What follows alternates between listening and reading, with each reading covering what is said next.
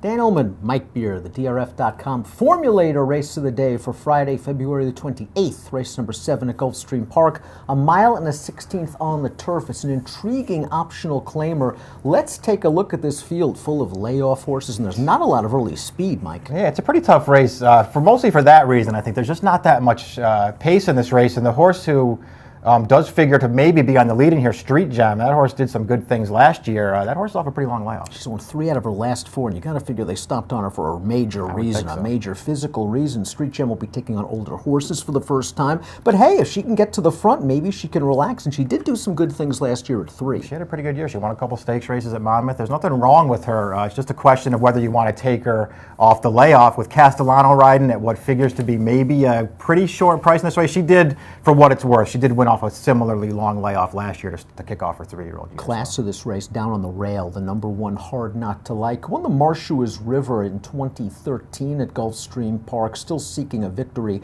0 for 6 since then, but she has kept good company. Big drop in class, and she's fast enough out of the gate to find a good forward spot, again in a race without much pace. I think she might get a pretty good trip in here. I was a little bit of a fan of hers last year. I did some chasing of her and never really got paid for it. I guess in a lot of ways I feel like she's the horse to beat in here, but I don't know. She's probably one of the shorter prices. I didn't really want a short price in this race. Bill Mott is one of the closers that might be up against it from a pace standpoint. That's Floral Romance making the 3rd start of the form cycle. I thought Floral Romance did some good things at Belmont Park last fall in that optional claiming non-winner of 2 other than, where she was in behind horses, angled out. It was pretty game in the stretch to outfinish a fellow closer. It looks like she's slowly rounding back into form, but the question is, does she get enough pace? Yeah, she's pretty good. You know, the problem with her is, especially when you go back and start, picking apart her races from last year, the 2 times that they tried to keep her closer to the pace, I mean, she just completely bombed. She seems like she's much better when they let her, sit back and make one run, and that just may not play in this race. Unbelievable dream for Barclay Tagg, won at Gulfstream in 2013, second time off the layoff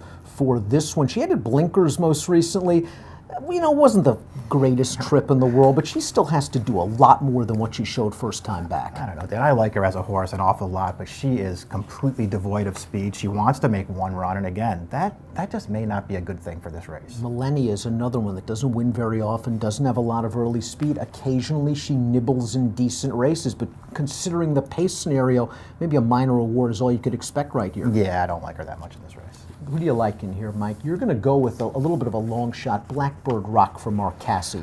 I have a little bit of a thing for this horse going all the way back to when she broke her maiden in 2012. And I know that she hasn't panned out to be that good of a horse, but I do feel like she has taken a step forward in her recent races. She has enough positional speed to get up close to the pace. So I'm just hoping she works out the right trip in here. Last time when they ran her down here in January, I didn't think she got the greatest trip in the world, and you know what? She was in against the horse Gathering that day. That horse is graded stakes bound, so maybe this is an easier spot than the one that she was in last time. If she could just run that race back and maybe work out a cleaner trip, maybe she's dangerous. I thought she'd be a price. I wanted to take a shot with her. I'm treading lightly in here. This race is too much of a skull buster to me, but I'll go with the Canadian-based filly as well. The number 2, Reconnect, who might be the longest price on the board. She's done some good work over the synthetic surface, whether she really wants grass and whether she's really ready to fire at Gulfstream Park first time off the layoff. That's a little bit of a question mark, but again, she's did some good things last year. She's going to be a huge price, and at least she's tactical enough to stay close. She could get a pretty good trip in this race. The race 3 back, would make her pretty competitive in here. She could run that, or other races not so. Yeah, that race, of course, was on synthetic as well, though, going 1 mile and a 16th at Woodbine. Mike's going to go with the 8. I'm going to go with the 2.